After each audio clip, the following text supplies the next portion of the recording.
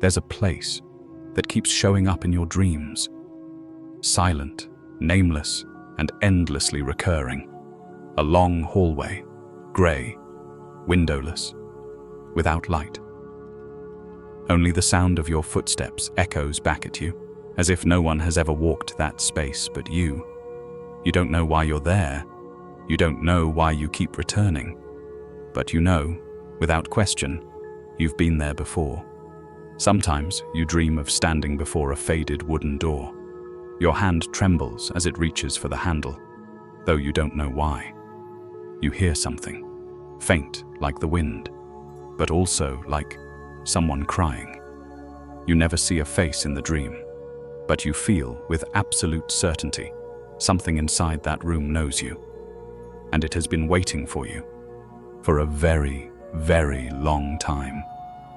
You wake up with your heart racing and your palms sweating. The hallway is gone. The door is gone. But the feeling remains, like a stone dropped into a still lake, still sinking, not yet settled. You try to tell someone, "I've dreamed of this place over and over." They nod, then laugh gently, probably just your subconscious playing tricks. But what you feel, this isn't just the subconscious. It doesn't feel fragmented, like ordinary dreams. It has a presence. It lives, like a real place you once belonged to. Even if your mind doesn't remember, your soul has never forgotten. Carl Jung called this the reservoir of primordial images, symbols buried beneath the conscious mind, where the personal psyche brushes against the collective unconscious and the soul touches memories beyond time. This is where strange dreams are born, not for you to analyze, but for you to remember. Maybe you've seen it too.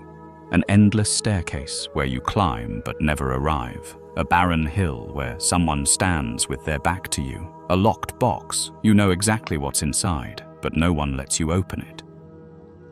A faceless person. They simply watch you, saying nothing. And yet you feel, I know them. I might have loved them. You tell yourself, I must be making this up. But why does that image keep coming back? Why does that gaze still choke your throat, even though you've never seen it before? Why won't that door open? And why do you feel guilty for walking away? Maybe the dream isn't an escape from reality. Maybe it's a path back to something you once lived, not so you can understand it, but so you can start listening. If you still remember that hallway, if you keep dreaming of the faceless one, if your heart feels heavier each time you wake, then know this: your soul is whispering. It doesn't need you to believe. It only asks that you stop turning away. From now on, try this. Before you fall asleep, don't wish for a pleasant dream. Just whisper, if that place finds me again tonight, I'll stay a little longer. Not to understand, but to listen. And if the hallway returns, don't run. Don't force the door open. Just stand still. Place your hand on the cold wall. Hear the sound of your footsteps again. And know this: something inside you is awakening, and you are no longer alone within it. There's a stage no one ever teaches you about. It's not triggered by trauma, not by loss. Everything around you continues to function as usual. But inside you, something begins to crack. You start forgetting the things that once defined you. You lose interest in what once lit your soul. You no longer want to maintain relationships that only exist out of obligation. You stop trying to appear joyful when, deep down, you feel like life has drained out of you. You don't know what's happening. You're not sad, but you're not happy either. You're not in despair, but you don't see a way forward. You just feel empty. Not the kind of emptiness that breaks you, but something quieter, like something inside you has just fallen away, and you don't know who you are without it. Carl Jung referred to this as the collapse of the ego. It's the retreat of the mask. The identity you've been building for years no longer fits your soul. Jung once wrote, "In all chaos there is a cosmos, in all disorder a secret order. But at the time, no order is visible to you. You feel like you're suspended between two worlds, one that's falling apart and one that hasn't yet come into form. You're no longer your old self, but you don't yet know who your new self is. It feels like standing in the middle of a desert. No map, no direction. You look up at the sky, but there are no stars to guide you. You listen inward, but even your inner voice has gone quiet. You begin to question yourself. Is something wrong with me? Am I drifting or losing control? No, there's nothing wrong with you. You're not going crazy. You're not lost. You're just beginning to hear a deeper frequency, one that your mind had never tuned into before. The frequency of things that have no name, no clear explanation, but it has always been there. And amid that quiet chaos, one night, you dream again. The same old hallway, the same door that never opens. But this time, you hear someone crying on the other side. You jolt awake. Your chest is as heavy as a stone. You don't know whose voice it was, but some part of you feels, that was me, in another form. I was the one in that room. I was the one crying for being left behind. You try to brush it off as just a dream, but the emptiness lingers all day. No one around you understands why you're quiet, and you can't explain it either. You just know. Something in your soul has been stirred, but you don't yet have the words to name it. This is the first stage of true awakening. It's not glamorous, it's not magical. It is the quiet disintegration of a self that no longer fits. It hurts, but it's real. There's a strange phase on the path of awakening, where you're no longer falling, but not yet rising. You're just drifting, weightless, between two layers of reality. No more sharp pain, but no relief either. Just a long, nameless stillness. You wake up in the morning, not knowing how the day will unfold. Everything outside looks the same. Work, conversations, obligations. But inside, there's a space that grows wider each day. Not frightening, not dangerous, just empty. And you begin to wonder, is this depression? Or have I stumbled into a dimension of consciousness that no one else can see? Still, you keep working. You still smile when you need to. You still listen when others speak. On the surface, you're okay. But at night, when no one's looking, you feel yourself slipping out of your own life, as if someone else is playing your part while the real you watches quietly from outside. A friend once said, "I feel like a supporting character in my own life." That's the sign. You're standing at the threshold of the unconscious, not because you're weak, but because you've grown strong enough to stop pretending you're fine. This is when most people try to pull themselves together. Meditation, study, positivity, rituals. But the more you try to do something to get out of it, the more you fight the truth that's trying to emerge. And the truth is, you don't need to get through the darkness. You need to sit with it, not to analyze it, not to conquer it, but to show up as a true companion. The first to stay when all else wants to run. In moments like these, try to slow your breath. Don't try to fix it. Don't try to figure it out. Just ask one simple question. What part of me is asking to be held? That's never been heard before. You might find a child left behind in the corners of memory, a version of you long hidden away, a dream unfinished from a lifetime without a name, or maybe just a sigh waiting to be exhaled for years. The darkness doesn't threaten you. It reveals what's been forgotten within you. And when you're brave enough to pause, to stop running, to stop avoiding, you'll notice the light doesn't come from outside. It rises from the heart. That's been quietly enduring all along. Carl Jung once said, "One does not become enlightened by imagining figures of light, but by making the darkness conscious. And when you become conscious of the emptiness within, when you dare to breathe alongside it instead of denying it, that is not a regression. It is the first milestone of rebirth. From here, your dreams will no longer be passing flickers. They become messages from the deepest part of you, guiding you home. You don't have to understand them all. You just have to stay. Because sometimes, healing doesn't begin with knowing. It begins the first time you refuse to abandon yourself. Have you ever had a moment like this? You see a stranger, on the street, in a crowd, on the train. You've never met them or spoken to them. But when their eyes pass over you, something seizes in your chest, sudden and unexplainable.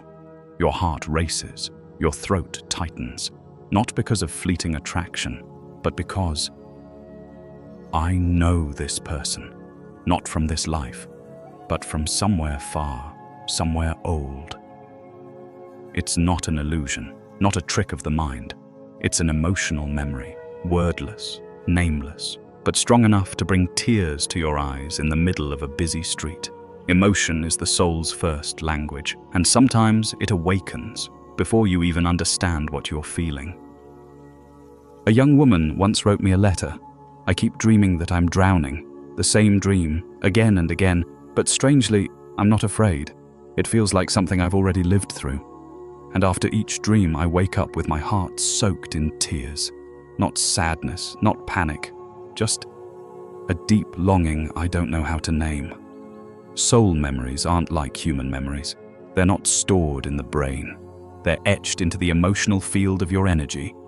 And when you reach a deeper stage of awakening, that field begins to unseal, like an ancient reel of film, slowly opening frame by frame. But instead of returning as clear images, they come back as a dream that keeps repeating, a song you've never heard that brings you to tears, a language you never learned but somehow feels familiar, a phrase someone casually says, and something in you shatters silently. Carl Jung once said, "The soul speaks in images." And when your soul starts to speak, it doesn't use logic. It doesn't explain. It uses symbols, alive and raw, that strikes you in places no defenses can reach. You may have dreamt of being someone else, a different name, a different time. You weren't playing a role. You were them. You saw through their eyes, felt the weight of their losses, then woke up with a feeling so vivid.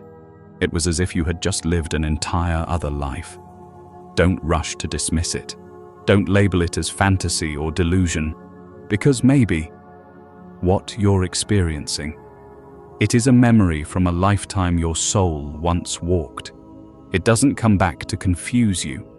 It returns to return a piece of you that was long lost, a part of who you once were, a part of what you once loved, a part of what you once lost. And now, it's coming home, not so you can relive the past, but so you can return to yourself, more whole than before. Some dreams keep returning. You don't know why. No clear storyline. No ending. Just this: you always find yourself in the same place. A cold stone hallway, a foggy forest, a house that's already burned down. Each time you return, everything looks the same, except your feelings. At first, it's panic, then confusion, then emptiness. And one night, without knowing why, you begin to walk through it, without fear. That is the turning point. Soul memories don't return through logic.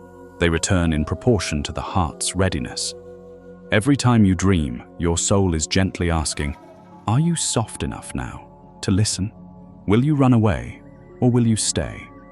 Someone once shared with me, I always dream of standing before an ancient stone well. No one is there. Nothing happens, but a strange ache rises in my throat every time. One night, I tried stepping closer to the well, and I broke down crying for no reason. All I knew was, I once let someone fall in. Dreams are where soul memory opens layer by layer, not to drown you, but to help you reunite with the parts of yourself that were lost. Maybe it's a word never spoken, a mistake is never forgiven, a love never resolved, a loss you never even knew you carried. Michael Newton, after guiding thousands through past life regressions, once wrote, "Many souls carry unresolved emotions into their next life. They no longer appear as clear memories, only scattered images and unfinished feelings, but they are powerful, and they often return, first through dreams." If you've ever had a dream that made you cry all morning, though you couldn't explain why, if you've ever woken from sleep with a strange hollow in your chest, then it's possible. A soul memory is surfacing through the dream layer, not to bring you pain, but to reunite the self you're slowly forgetting. You begin to notice something shift. Dreams stop being illusions. They become bridges, from your soul's past to your waking present, from the deepest unconscious to the simplest gestures in your day. It starts with a dream, then spills into your life. Meeting a stranger who feels like home, hearing a song and suddenly feeling nostalgic, arriving at a place you've never been, and your heart trembles like it remembers. These moments aren't coincidences.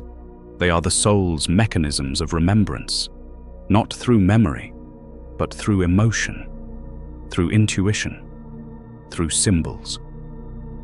And when you dare to trust them, even just a little, the awakening journey is no longer a theory. It becomes a quiet, tender aliveness, and it feels deeply real. You're not the first to ask, are dreams truly doorways, or just scattered fragments from a tired mind with no beginning or end? That question has echoed across thousands of years, from Greek philosophers to modern-day mystics, and none of them offered a definitive answer. Instead, they opened more doors. Each one, a different key. I invite you to delve deeper into your inner journey. Carl Jung, the Swiss psychoanalyst who gave us the concept of the collective unconscious, once said, "Dreams are the gateway into the deepest layers of the soul. There, you are no longer yourself. You are part of something ancient and whole." To Jung, strange dreams weren't illusions. They were the language of the soul, spoken through archetypal imagery. Each symbol in a dream, a faceless person, a doorway, a train pulling away, was a key, inviting you back to something you once forgot. Dolores Cannon, a pioneer in deep regression therapy, QHHT, offered a more compassionate lens. You're not remembering a past life. You're reintegrating a part of your soul that once fractured. She worked with thousands across the world and noticed a pattern.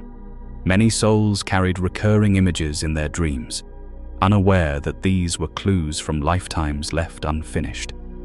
You don't have to believe in reincarnation to understand this. You only have to have dreamed, and to have felt that strange certainty. I knew that place before I ever existed. Michael Newton, through his groundbreaking work in Journey of Souls, brought yet another view. Soul memory doesn't stay in the mind. It's held in the magnetic field of emotion. When you feel a nameless longing, you are touching that deeper layer. And he observed this. The very people who dismiss dreams as just imagination often carry the deepest soul memories. They've just never had someone affirm that's what they feel is real. None of these three teachers asked you to believe. They weren't building doctrines. They simply observed. They recorded. They listened. And in doing so, they returned a sense of sacredness to what society had too quickly labeled nonsense.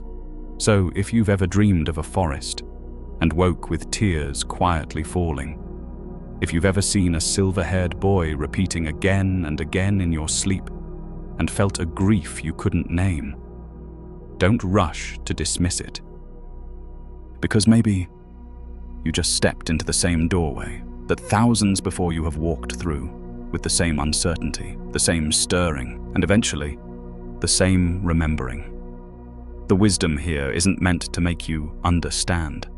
It's meant to help you honor what your heart has long felt, but never dared to name. And when you realize that someone else once walked ahead of you, once saw, felt, once hurt, you'll no longer feel lost. You'll begin to know There's an ancient language inside my own heart, and I'm finally learning how to reread it. So, if dreams are the language of the soul, if repeating symbols are memories returning, then what are you supposed to do? The answer might surprise you. You don't need to do anything. You only need to stop trying to figure it out. Modern society teaches us to decode everything. Dreams become psychological puzzles. Each symbol is assigned a meaning. Each emotion requires a cause. But the soul doesn't speak in linear terms. The soul whispers, through frequencies, through metaphors, through moments that logic can't grasp. Carl Jung once said, "A symbol does not need to be understood. It needs to be lived with, until it reveals itself." So instead of trying to remember every dream and analyze it like a test, try living like this. Each morning, if you remember anything at all, don't rush to interpret it. Write down the first feeling you woke up with. Was it sadness, cold, peaceful, lost, tight in the chest? That feeling is your clue, the emotion your soul is using to speak with you. If an image keeps returning, a bridge, a pair of eyes, a voice calling your name, let it live inside you like a song whose lyrics you haven't learned yet. Don't force it. Don't chase it. Just hold it in your heart, like a secret friend. You're slowly learning how to listen. And maybe you'll notice something strange. When you stop trying to understand, when you let the dream breathe on its own, the symbols begin to reveal themselves. One day, in the middle of ordinary life, you hear a piece of music you've never heard before and realize, this is the melody that played in my dream last month. Another time, you're sitting quietly in a familiar cafe and the light hits the table just right, and you see the hallway from your dream again. But this time, you don't feel fear. You feel homecoming. Michael Newton once said, "Soul memory doesn't require your belief. It only needs you to be still long enough for it to be heard." So, the journey of living with soul memory. It isn't a list of tasks. It's a way of being, a gentle form of awakening. You don't need to be someone spiritually gifted. You just need to be someone who dares to feel, dares to pause, dares to stop avoiding. And if you ask, how do I know what's real and what's just imagination? The answer doesn't come from your mind. It lives in the feeling that rises, in a way you cannot fake.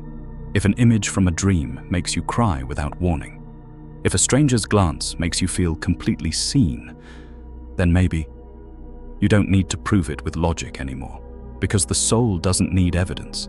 It only needs to be touched again.